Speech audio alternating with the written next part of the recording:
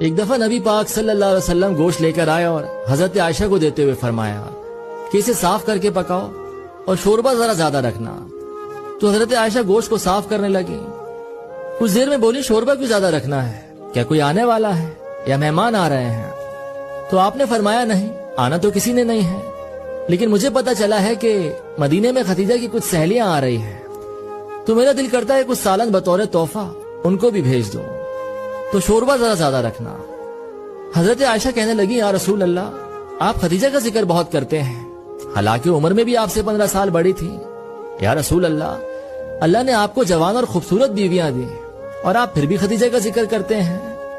تو سامنے سے کوئی جواب نہ آیا، دونوں طرف سے خاموشی بھی چھا گئی۔ عائشہ بھی یہ جملہ بول کر خاموش ہو گئی اور رسول اللہ کے جواب کا انتظار کرنے لگی۔ کافی دیر تک جب جواب نہ آیا تو انہوں نے نظر اٹھا کر دیکھا، دیکھتی ہیں اللہ کے رسول